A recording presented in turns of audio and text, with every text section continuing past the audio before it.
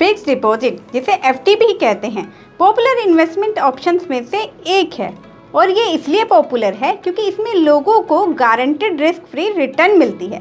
अब बात आती है कि हम एफडी में कितना अमाउंट डिपॉजिट कर सकते हैं। Hello everyone, I am Bhavna Singhal, welcome back to my channel. और आज की वीडियो में हम जानेंगे कोई पर्सन मैक्सिमम कितने अमाउंट की एफडी करवा सकता है। According to income tax act, एक पर्सन मैक्सिमम कितने अमाउंट की एफडी करवा सकता है कि उसको इनकम टैक्स का नोटिस ना आए। वो कौन कौन से केसेस हैं जिनमें किसी व्यक्ति को इनकम टैक्स नोटिस आ सकता है। साथ ही जानेंगे यदि इनकम टैक्स नोटिस आ जाता है तो क्या करना होगा। वीडियो स्टार्ट करने से पहले यदि आप मेरे चैनल पर फर्स्ट टाइम विजिट कर रहे हैं तो मेरे चैनल को सब्सक्राइब कर लीजिए और बेल आइकन को भी प्रेस कर लीजिए सो दैट आपको मेरी न्यू वीडियो का नोटिफिकेशन मिल सके। बैंक में एफडी कराने की कोई लिमिट नहीं है। आप जितना चाहें 10, 20, 50 लाख कितने भी अमाउंट की एफडी करा सकते हैं। बैंक की तरफ से कोई लिमिट नहीं है। लेकिन इनकम टैक्स एक्ट के सेक्शन 114E के अकॉर्डिंग यदि कोई पर्सन किसी फाइनेंशियल ईयर में टोटल फिक्स डिपॉजिट 10 लाख या उससे ज़्यादा का कराता है तो इनकम टैक्स डिपार्टमेंट उनको नोटिस भेजकर पूछ सकता है कि जितने अमाउंट की एफडी करवाई गई है उसका सोर्स ऑफ इनकम क्या है, मतलब कि ये पैसा कहाँ से आया है। अब नोटिस आने का ये मतलब बिल्कुल नहीं है कि आप पर कोई पेनल्टी लग गई है। पेनल्टी केवल उस केस में लगेगी जब आप नोटिस के रिप्लाई में एफडी कराने के लिए पैसा कहां से आया है उसका प्रूफ और वेरिफिकेशन नहीं दे पाते हैं, और तब इनकम टैक्स डिपार्टमेंट द्वारा हैवी पेनल्टी लगाई जा सकती है जो एफडी के अमाउंट के 100% से लेकर 300% तक हो सकती है। इन शॉर्ट फिक्स डिपॉजिट कराने की ऐसा कोई लिमिट नहीं है, बट 10 लाख या 10 लाख से ज़्यादा की एफडी यदि आप कराते हैं तो इनकम टैक्स डिपार्टमेंट आपको एफडी का सोर्स ऑफ इनकम पूछने के लिए नोटिस भेज सकता है। अब ये भी ज़रूरी नहीं है कि आपने 10 लाख से ज़्यादा की एफडी कराई है तो आपको नोटिस ज़रूर आएगा ही आएगा। इनकम टैक्स डिपार्टमेंट आपकी income tax return, bank transaction और दूसरी सभी ट्रांजैक्शन को एनालिसिस करके देखता है और उन्हें कुछ गड़बड़ लगती है, मतलब कोई एंट्री मिसमैच लगती है, तो तब इनकम टैक्स डिपार्टमेंट नोटिस भेजकर उसका वेरिफिकेशन मांग सकता है। टैक्स डिपार्टमेंट का मोटिव बस ये चेक करना होता है कि यदि किसी पर्सन द्वारा 10 लाख से ज़्यादा की एफडी कराई गई है तो उस पर्सन की इस साल या पिछले सालों की कितनी इनकम उस पर्सन ने आईटीआर में शो की हो, और उस पैसे पर यदि कोई टैक्स लायबिलिटी हो तो वो भी पे की गई हो। जैसे कोई पर्सन आईटीआर 5 लाख की भरता है और वो एफडी 50 लाख की कराता है तो इनकम टैक्स डिपार्टमेंट को ये एंट्री मिसमैच लगेगी और तब वो नोटिस के थ्रू इसका क्लेरिफिकेशन मांग सकता है। अब बात आती है इनकम टैक्स डिपार्टमेंट को आपकी एफडीज का पता कैसे लगता है। देखिए, आप किसी भी बैंक में अकाउंट ओपन कराने के लिए आधार कार्ड और पैन कार्ड लगाना मैंडेटरी हो गया है और अब पूरा का पूरा सिस्टम सेंट्रलाइज्ड हो चुका है। एक पैन कार्ड पर कितने अकाउंट ओपन हुए हैं इनकम टैक्स डिपार्टमेंट इसे आसानी से ट्रैक कर लेता है। अकाउंट ट्रैक होने पर उनकी सभी ट्रांजैक्शन और एफडीज का भी पता आसानी से इनकम टैक्स डिपार्टमेंट लगा लेता है। तो अब आप किसी भुलावे में मत रहिए, इनकम टैक्स की नज़र आपके सभी बैंक अकाउंट और सभी ट्रांजैक्शन पर है।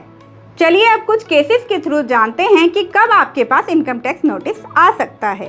केस 1, 10 लाख एफडी की लिमिट एक बैंक के लिए है या सभी बैंकों की एफडीज को मिलाकर है, तो इसका आंसर है टोटल लिमिट 10 लाख है। अकॉर्डिंग टू सेक्शन 114E, चाहे वो एक बैंक में या कई बैंकों में, पोस्ट ऑफिस में, नॉन बैंकिंग फाइनेंशियल कंपनी में की गई हो, यदि इन सब में मिलाकर एक फाइनेंशियल ईयर में टोटल एफडी 10 लाख या इससे ज़्यादा की हो जाती हैं तो इनकम टैक्स नोटिस आ सकता है।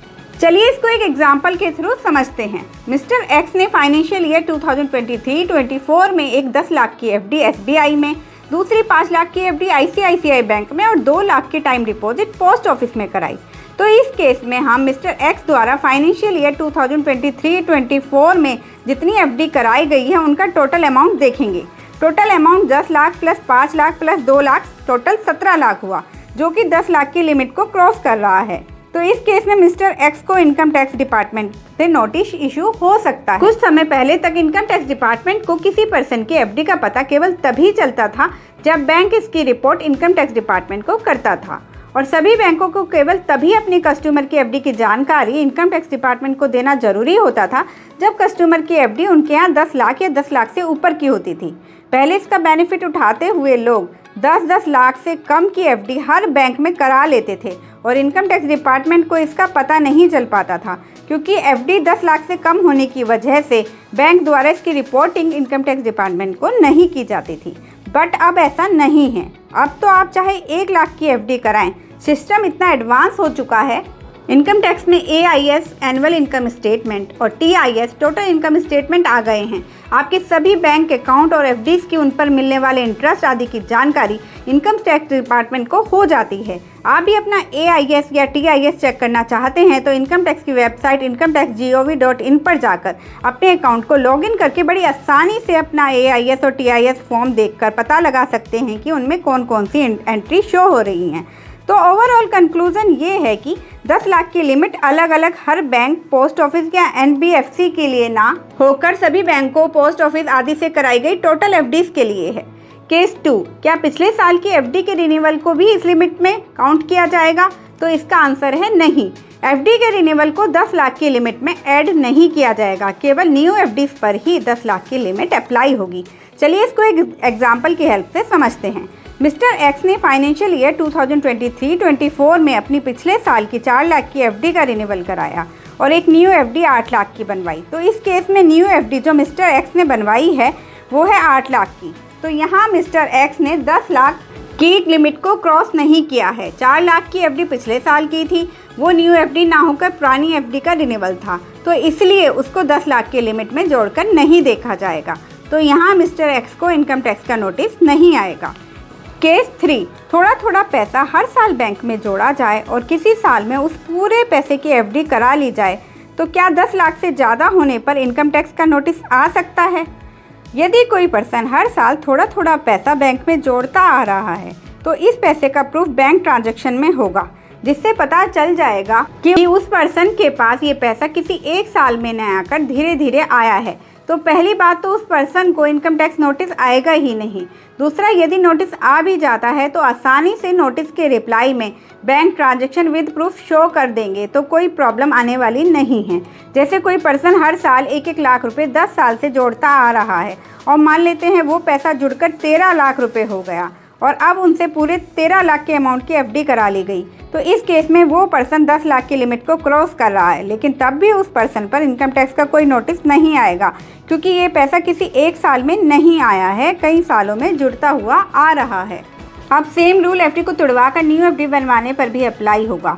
यदि आप एफडी को तुड़वाकर दोबारा उसी अमाउंट की न्यू एफडी कराते हैं तो एफडी का अमाउंट चाहे 10 लाख से ज़्यादा हो तो आपको इनकम टैक्स का नोटिस नहीं आएगा, और यदि आ भी जाता है तो बैंक ट्रांजैक्शन में इसका प्रूफ होगा कि आपने एफडी को तुड़वाकर उस पैसे से ही न्यू एफडी बनवाई है। लेकिन ध्यान रखें, जिस एफडी को आपने तुड़वाया हो उसका सोर्स ऑफ इनकम आपको पता हो। केस 4, रिटायरमेंट या पीएफ का पैसा मिला हो और उस पैसे से 10 लाख से ज़्यादा की एफडी कराई हो तो क्या नोटिस आ सकता है? इस केस में बिल्कुल कोई परेशानी वाली बात नहीं है, क्योंकि रिटायरमेंट, पीएफ आदि का पूरा पैसा अकाउंट में आएगा और उसका सोर्स ऑफ इनकम स्पष्ट है। तो इस केस में यदि आप ITR फाइल करते हैं और ITR में शो करेंगे इसको, तो कोई परेशानी नहीं आएगी, आपको इनकम टैक्स से नोटिस नहीं आएगा। केस 5, प्रॉपर्टी को सेल करके उस पैसे से 10 लाख से ज़्यादा की एफडी कराने पर क्या नोटिस आएगा? इस केस में भी यदि प्रॉपर्टी सेल का पैसा आप अकाउंट में लेते हैं और ITR में प्रॉपर्टी सेल की एंट्री प्रॉपर शो करते हैं तो कोई परेशानी या नोटिस आपको नहीं आएगा। आई होप आपको टॉपिक से रिलेटेड अपने सभी सवालों का आंसर मिल गया होगा। यदि आपका कोई और भी सवाल है तो आप मुझसे कमेंट सेक्शन में पूछ सकते हैं। वीडियो यूज़फुल लगी हो तो वीडियो को ज़्यादा से ज़्यादा लाइक और शेयर कीजिए, जिससे ज़्यादा से ज़्यादा लोगों के पास ये इन्फॉर्मेशन जा सके।